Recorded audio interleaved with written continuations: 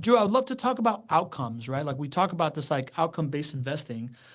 What is it in particular that made you want to invest in rental properties? Like what was the outcome that you were trying to achieve from investing in rental properties that had you kind of persevering through the work that you had to do for yourself, the bad third-party property management experiences, and still looking for another solution? When you finally came this way and decided this was it, what is the outcome? What was the why?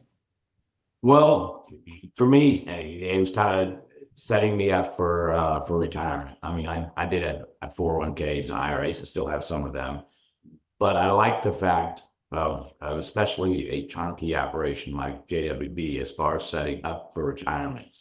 Basically, I'm setting myself to a point where I have cash flow from these properties, and basically, you have IRAs, 401k, but you're taking money out of them and you're diminishing them each month. I can take money out of my properties as the cash flow, and my assets don't get diminished. So I can't. To me, it's a long-term view of I can't run out of my money, finish my money out because the assets I never take a portion of the assets. And that's kind of very exciting to me. I mean, I like that fact. And people tell me, well, when you plan to sell this property? I don't ever plan to sell them. I mean, to me, that doesn't make a lot of sense. Besides which, if I need to take money out of them, I can always refinance. And as I tell people all the time, debt is tax-free cash flow. Spoken like a true financial engineer. What were you going to say there? I was going to say, we just spent a good amount of time this weekend when I watched people ask Drew some questions, and his answer a handful of the times always ended in, I like using other people's money. And that was just a solid ground to go off of. But you mentioned retirement being a key reason. And I think that's huge, and something that we try to at least drive all of our clients is to, if you can categorize your why for getting involved with real estate investments into a term. Is it leaving a legacy? Is it supplemental income? Is it retirement? Is it a kid's college fund? Whatever that is, being able to define that so that we can continue to go back to that when times are really great, maybe when times are a little not great, but being able to drive home to that reason and remember not letting emotion get in the way. Is it time to expand? We've got goals to hit. We're just a very goal-driven company, so being able to put that as an extension onto our clients is huge.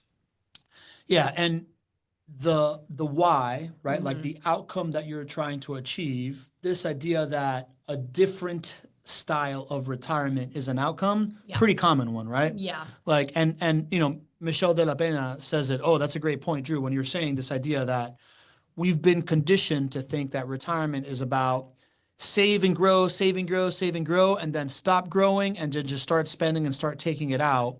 The different outcome that retirement through rental properties is what you said, Drew. This idea that you hold on to the asset, you're able to take money out of the asset without losing the asset.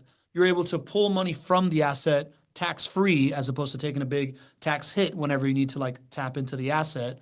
And that sets up these opportunities for what I continue to call you, right? For financial engineering, this kind of like these options that you then have, right? Like we talked in the summit of this idea that you can use a rental property to, in 15 years, pay for your kid or your grandkids' college education, and then hold on to that rental property. And 15 years later, it can also pay for a major medical expense, and you still have it throughout all of it. And then we also tied it into this idea of, JWB's use these rental properties to build this business and do these things. And now they've like been able to drive a different outcome, which is affecting a downtown and building a city and all these different things.